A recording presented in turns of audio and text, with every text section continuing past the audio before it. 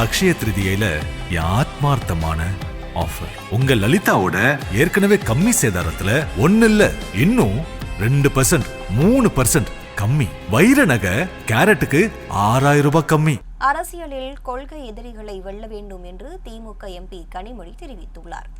கோவை மாவட்டம் சூலூர் பகுதியில் திமுக மகளிர் அணி புதிய நிர்வாகிகள் அறிமுக கூட்டத்தில் நாடாளுமன்ற உறுப்பினர் கனிமொழி கருணாநிதி சிறப்புரையாற்றினார்.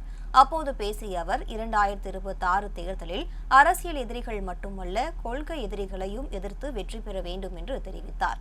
தேர்தல்களில் பெண்களின் உழைப்பு மறக்கப்படக்கூடாது என்று வலியுறுத்திய கனிமொழி, பெண்களுக்கு கல்வி, வேலைவாய்ப்பு, பாதுகாப்பு உறுதி செய்யப்படுவதாகவும், இந்தியாவில் வேலைக்கு செல்லும் பெண்களில் 42% தமிழ்நாட்டை சேர்ந்தவர்கள் என்பது பெருமைக்குரியது என்றும் கூறினார். சமூக வலைதளங்களில் பரப்பப்படும் பொய் செய்திகளை ஆராய்ந்து பெண்களுக்கு எதிரான அவதூறுகளை புறந்தள்ளி ஒற்றுமையுடன் போராட வேண்டும் என்றும் அவர் கேட்டுக்கொண்டார்.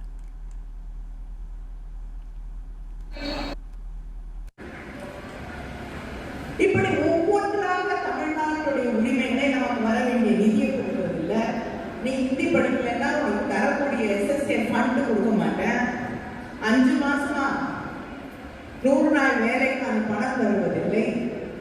இப்படி ஒவ்வொரு நாளும் நமக்கான போராட்டங்களை நம்முடைய முதலமைச்சர் அவர்கள் நம்முடைய உரிமைகளுக்காக போராட வேண்டிய சூழ்நிலையிலே தமிழ்நாடு இருக்கிறது. அதே நேரம் வளர்ச்சி என்பதிலும் நாம் தான் முன்னணியிலே இருக்கிறோம்.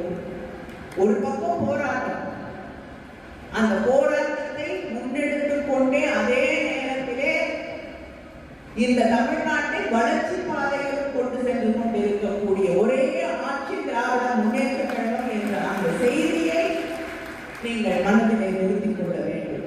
அந்த பெருமையோடு வரக்கூடிய தேர்தலிலே அவங்களாம் என்ன இருக்கோ இல்லையோ ஒன்னே ஒண்ணுல பெரிய PhD எடுத்தவங்க பிஜேபி எல்லாம். அது என்னன்னா பொய் செய்தி பரப்புறது.